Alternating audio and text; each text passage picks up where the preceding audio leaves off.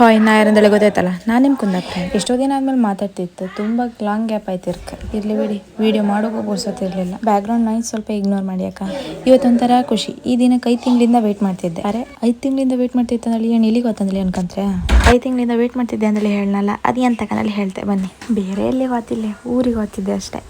2 ವಾರ ಲೀವ್ ಕೇಂಡಾಳ ಇವಾಗ 3 ದಿನಕ್ಕೆ ಹೋಯ್ವಪ್ಪ ಹಂಗಾಯ್ತು ಎಂತಕಂದಳಿ ಕೇಳಬೇಡಿ ಅಕ್ಕ ಇಲ್ಲಿ ಏವಿಯೇಷನ್ ವರ್ಕ್ ಮಾಡ್ತಿದ್ದಾರೆ ಎಲ್ಲರಿಗೂ ಗೊತ್ತಿರುತ್ತೆ ಅಂತ ಕಂದಳಿ ಕೆಲವರಿಗೂ ಗೊತ್ತಿರುತ್ತೆ ಅಂತ ಕಂದಳಿ ಗೊತ್ತಾಗದೇ ಇದ್ರೆ ಇಲ್ಲಿ ಅಂತ ಕಂದಳಿ ಮತ್ತೆ ಫಸ್ಟ್ ನಂಗೆ ಎಕ್ಸ್ಪ್ಲೇನ್ ಮಾಡೋಕೆ ಆತಿಲ್ಲ ಕಾಣಿ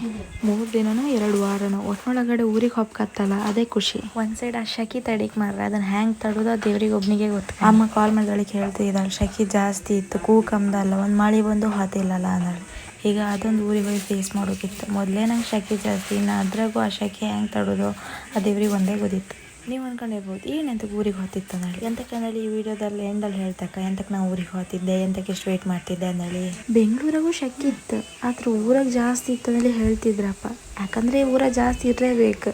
ಬೀಚಲ್ಲಿ ಹತ್ತಿರ ಇರ್ಬೋದಲ್ಲ ಶೆಕೆ ಜಾಸ್ತಿನೇ ನಾನು ಹುಟ್ಟಬೇಡ ದೂರ ಆದರೆ ನಂಗೆ ಅನ್ಸೋದು ಅಂತಂದರೆ ಪ್ರತಿ ಸಲ ನಾನು ಊರಿಗೆ ಹೋಗ್ಪತ್ತೆ ನಂಗೆ ಅದೆಲ್ಲ ಹೊಸದಾಗೆ ತೋರುತ್ತೆ